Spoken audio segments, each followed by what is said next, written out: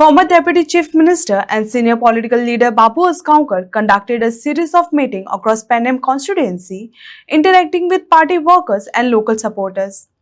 During the meetings, Asgaonkar reviewed organizational activities, guided workers on strengthening the party at the grassroots level, and discussed strategies to enhance public outreach. He emphasized the importance of maintaining close contact with the people and addressed local issues effectively while preparing the party machinery for the future political challenges.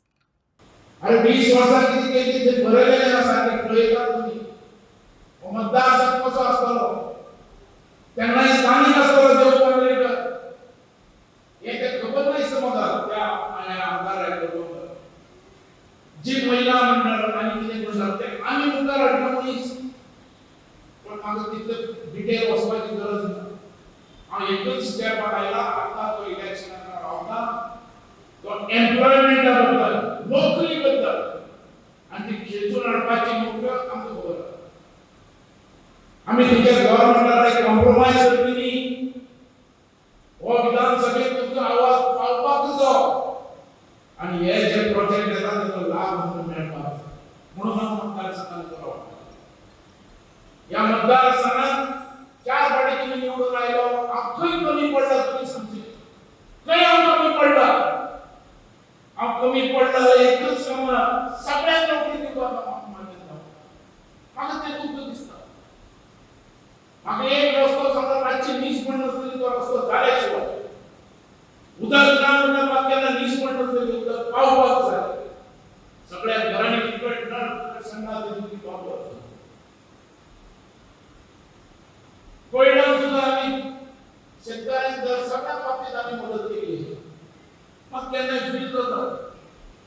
गेली 4 term आम्ही काढली या मतदारसंघात 4 term तुम्ही support दिलो सगळ्या बाबतीत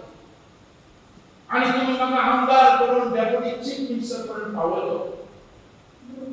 म्हणून या मतदारसंघात डेव्हलपमेंट विकास करता म्हणून जो प्रोजेक्ट काढण्याचे माझ्या आमचे केंद्राने धोरण की भुरग्यांना नोकरी मिळतात एकच घरात कुटुंबात कोणच बेकार असवा जायना त्या धर्तीनं आम्ही हा प्रोजेक्ट काढले त्या धर्तीनं आम्ही जागवाय आज टॅक्सीवाले रडतात आपल्या स्टँड ना म्हणून पार्किंग ना म्हणून अरे किती कोट्याने लाखांनी स्क्वेअर मीटर आम्ही दिला आणि हे रिझर्व आले तर सगळं करणार होते सगळे आम्ही एअरपोर्ट येणार असं दिसतं तुमचं त्या एअरपोर्टाखाली ते रस्तो बायपास रस्तो लावून रस्ते माडीचे आंदोलन झाले एअरपोर्ट बंद करवा आणि ना बंद नका आमच्या एअरपोर्ट आहे आमच्या लोकांना ते आमच्या पोटात आणि ते साथ केली गव्हर्नमेंट पण आज किती झालं आज नाही आमचे लोक झाले खय आवाज झाला खय आले का म्हणून आज आयला या मतदारसंघात एम्प्लॉयमेंटचा इश्यू घेऊन नोकऱ्यांचा इश्यू घेऊन आणि नोकऱ्यो अख्ख्या गोंयांत आमचोच मतदारसंघ देऊ शकता आणि मी म्हणून तुमच्याकडे मागतो आहे या मतदारसंघात परत एक फाटी रावपाक आहे आता या मतदारसंघात परत फाटी उमेदवारी भरपाची काय ना ते तुम्ही सांगा किती भरपाची आहे रावपाचं आहे ना तुम्ही सांगा रावतो आला तुम्ही सगळी कॅन्सल आहे परत आमच्या मतदारसंघात मागचो या मतदारसंघात आम्ही कष्ट केला आम्ही मेहनत केल्या आम्ही त्याग केला आणि त्या त्यागाची पावती आम्ही दिली म्हणून तुमच्याकडे मागतो नाले अख्ख्या गोव्या भीतर एक ओल्डी जागा पण घ्यायला पळया खाली ती सोयीस्ताई तुझी 10,000 स्क्वेअर मीटर लोकांनी आवाज उठवला बंद केली का अरे आज एक करोड आम्ही तुला सांगला आमचं विज्ञान आमचं चौथे पार्टी इलेक्शन तुम्ही झाल्यावर रावल्यावर नाही धोरण झाले एम्प्लॉयमेंट बद्दल आम्ही पाऊल घालचे हर एक घरात तुम्ही पाऊल ते फिजल मध्ये म्हणतात